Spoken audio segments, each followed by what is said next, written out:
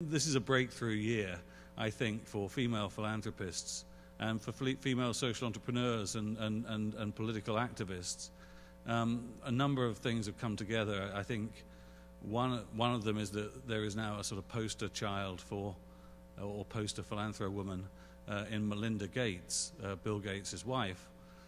I first heard Melinda speak a few years ago when she talked about how important it was that we use the tools of philanthrocapitalism to take on the challenge of malaria, trying to reduce the 1 million people who die each year from malaria down to zero, something that seemed like an impossible goal. But already 5 years on,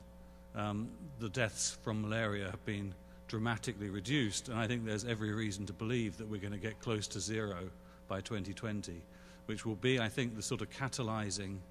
event that will make everyone think, hang on a minute, this alternative approach really can work. This approach based on partnership between entrepreneurs, governments, businesses, charities, rather than everyone staying in their silos and getting frustrated. Now, Melinda this year is going to be really at the forefront of a campaign around family planning and making proper family planning services available in parts of the world where they aren't at the moment. And we've predicted that she's going to go head-to-head with the Pope, essentially, on this one, which is going to be a very interesting battle to watch, particularly interesting as Melinda herself is a Roman Catholic and has really had a struggle, I think, that she resolved last year in terms of making peace with herself in standing up for what she believed to be the right thing rather than what she was told by those in charge of her faith. So she's one example, but I think there's also going to be extraordinary grassroots activism from women coming out of these two awful stories of last year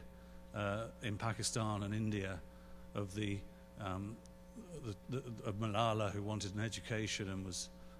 attacked by the Taliban, and the story of the Indian girl who was raped and then murdered.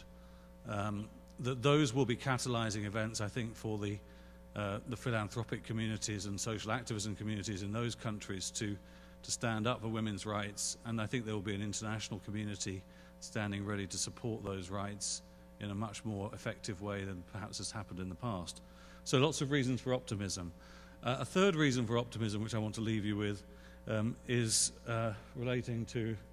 the work that